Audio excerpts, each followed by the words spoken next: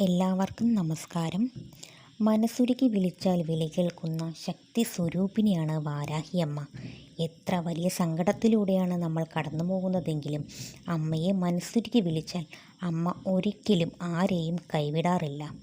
ദിവസവും അമ്മയെ പ്രാർത്ഥിച്ചാൽ നിങ്ങളുടെ എല്ലാ കഷ്ടങ്ങളും നീങ്ങുന്നതാണ്. എപ്പോൾ വേണമെങ്കിലും ജപിക്കാൻ പറ്റുന്ന ഒരു മന്ത്രമാണിത്. അമ്മയെ മനസ്സുരുകി പ്രാർത്ഥിച്ചാൽ ഏത് ആപത്ത് ഘട്ടത്തിലും മാതൃവത്സ്യയായി കൂടെ ഉണ്ടാവുന്നതാണ്. അമ്മയുടെ മന്ത്രജപം നമ്മുടെ ജീവിതത്തിൽ ഒരുപാട് മാറ്റങ്ങൾ കൊണ്ടുവരുന്നതാണ്. ഓം വജ്രകോശവാരാഹി നമഃ എന്ന ഈ ലളിതമായ മന്ത്രം എപ്പോൾ വേണമെങ്കിലും ചൊല്ലാവുന്നതാണ്.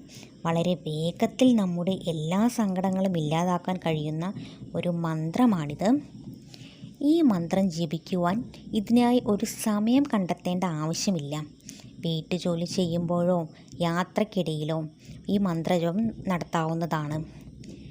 ദേവിയുടെ മന്ത്രജപം തുടങ്ങുമ്പോൾ തന്നെ മനസ്സിന് ശാന്തത അനുഭവപ്പെടുന്നതാണ്.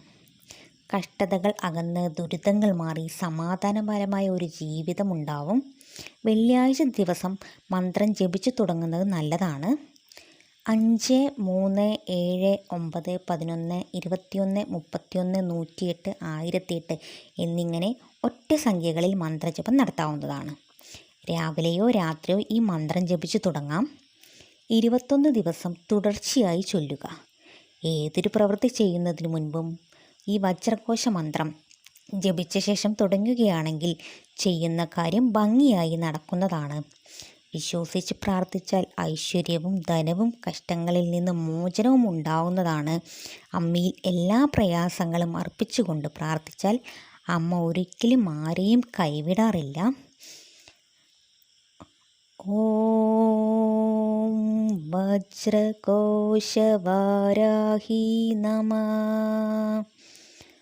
ഓം വജ്രകോശവാരാഹി നമഃ. ഓം വജ്രകോശവാരാഹി നമഃ. എല്ലാവർക്കും ദൈവാനുഗ്രഹം ഉണ്ടാവട്ടെ എന്ന് പ്രാർത്ഥിക്കുന്നു.